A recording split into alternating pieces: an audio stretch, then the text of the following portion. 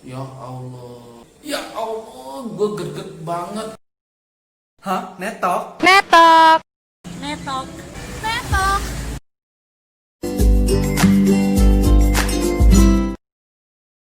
Guys, di Netok kali ini gue akan bahas episode lanjutan dari merantau. Kita tahu nih bahwa seluruh Indonesia ini kebanyakan masyarakatnya merantau. Terutama suku-suku yang paling banyak merantau itu adalah suku Jawa, suku Padang, Batak. Tuh. Nah, gue kali ini gue akan bahas tentang merantaunya versi Padang. Secara turun-temurun dari dulu Padang, orang Minang selalu merantau. Dari Sabang sampai Merauke, pedagang orang Minang itu banyak. Mulai dari tekstil, pedagang baju, sepatu, tas, segala macamnya. Dan juga ada mereka percetakan, mesin fotokopi. Juga ada usaha kuliner yang paling terkenal itu adalah rumah makan Padangnya. Ketika mereka sukses di rantau orang, secara otomatis mereka membutuhkan karyawan dong. Nah, ketika membutuhkan karyawan, hal yang mereka pikirkan yang paling pertama adalah merekrut saudara terdekatnya atau orang kampungnya. Disinilah permasalahan dimulai. Ketika mereka merekrut orang kampung atau saudaranya, mindset dari pedagang Minang ini adalah bisa memperkerjakan orang kampungnya dengan dibayar upah yang tidak standar seperti dia membayar orang lokal tempat dia merantau. Dan juga pedagang Minang ini berharap orang kampung atau saudaranya yang dia bawa standby 24 jam. Disinilah titik permasalahan besarnya. Gue di sini mau menyampaikan pesan yang mendalam terhadap pedagang orang Padang yang sukses di rantau orang. Ketika merekrut karyawan yang dibawa dari kampung kita sendiri atau saudara kita sendiri yang mau dibayar upahnya sesuai standar lokal di sana. Misalkan UMR-nya 2,3 juta, bayarlah 2,3 juta. Dan lagi yang manusia kan nggak manusia, apalagi orang kampung kita sendiri. Kalau bisa berikan dia jalan kesuksesan. Misalkan nih, ketika kita butuh seseorang yang kita rekrut, kita kerjakan sesuai dengan standar SOP ketenaga kerjaan yang berlaku di Indonesia. Maksimal kerja 48 jam kerja. Kalau di luar itu dikasih nilai lembur. Pekerjakanlah mereka dari pagi setiap hari 8 jam. Kalau lebih sedikit nggak apa-apa ya, lebih 2 jam. Tapi ada loh gitu rumah makan Padang yang memperkerjakan mulai dari subuh, terus break nanti siang, kerja lagi sore, kerja lagi malam, bangun lagi subuh. Ya Allah, ya Allah, gue greget banget itu kalau ada pengusaha Padang rumah makan, kalau ada pengusaha rumah makan Padang yang kayak gitu. Gue pengen deh ngomong ke dia gitu supaya mereka tuh sadar. Jangan dong berlaku kayak gitu, berlakulah adil. Dimana ketika kita rekrut orang kampung kita, kalau bisa dikasih napas, minimum dia libur lah sekali seminggu.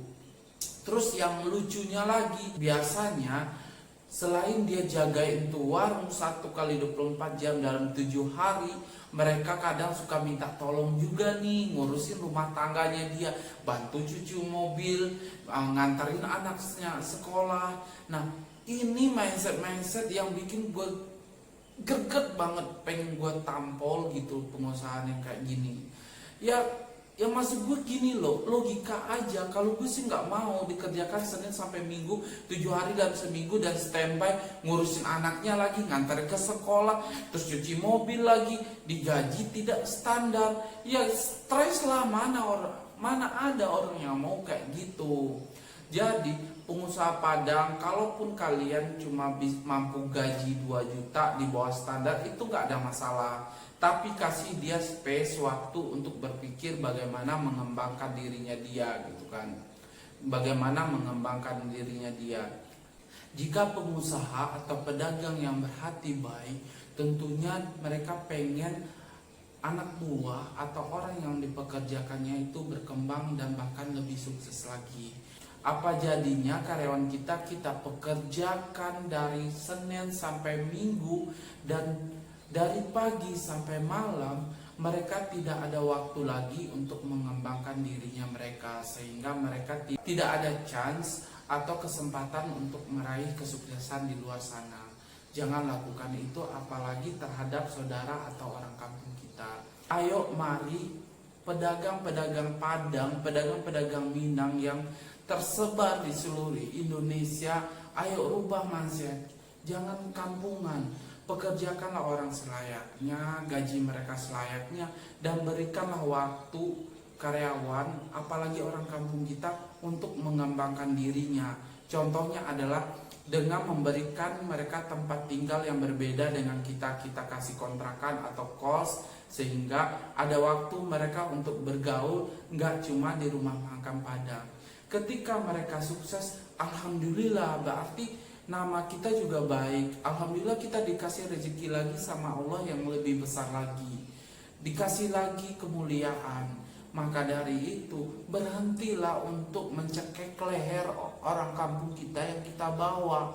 Nah, bagi orang kampung kita yang ikut sama kita, saya kasih tips juga. Jangan membiarkan diri kalian terkungkung dalam sebuah tempurung yang kalian tidak tahu apa-apa dan kalian merasa besar di sana. Jadi cobalah keluar dari sana, cari tahu hal yang lebih baru, dan tergantung, lagi-lagi gue bilang, tergantung motivasi kalian.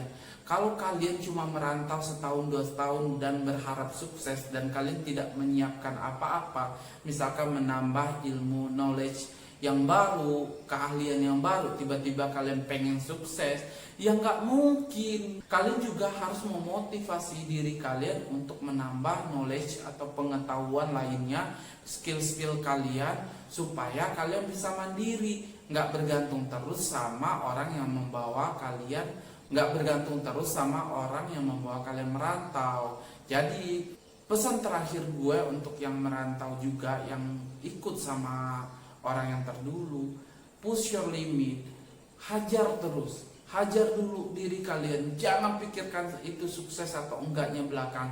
Kerjakan, jangan lalai. Jangan sampai dirantau orang cuma tidur, males, nggak mau bergerak. Nah, itu salah lagi. Nah, kalau mau sukses, cari tahu sebanyak mungkin, sehingga mengarahkan kalian ke pintu-pintu atau jalan yang benar. Jangan menunggu disuapin oleh orang yang membawa kalian ke rantau. Misalkan yang membawa kalian orang kampung juga nih, orang kampung kalian, mereka juga sibuk kan untuk ngurusin bisnisnya. Kalian malah menunggu dari dia gitu untuk ngajarin kalian. Jangan begitu, jangan tunggu bola. Kalian juga harus keluar dari kebiasaan lama kalian di kampung kalian. Cari tahu sebanyak-banyak, sehingga jalan menuju kesuksesan sudah nampak.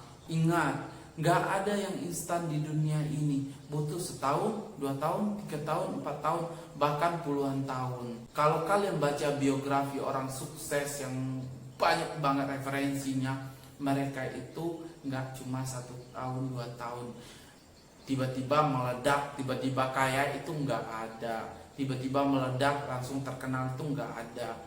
Gue jadi melebar kemana-mana. Yang tadinya fokus pada poin tertentu, gue ulangin lagi.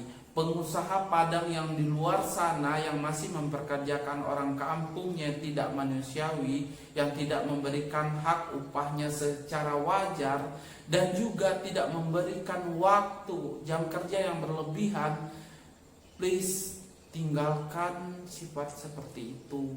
Kalian gak akan pernah sukses yang kalau kalian mental pedagang yang seperti itu, kalian gak akan sukses yang sesukses-suksesnya. Kalian hanya seperti itu aja. Mungkin kalian dapat orang yang bisa kalian kungkung gitu, suatu saat kalian akan bernasib naas, bisa jadi gulung tikar, karena kalian hanya memikirkan diri kalian sendiri, tidak memikirkan orang kampung yang kalian bawa.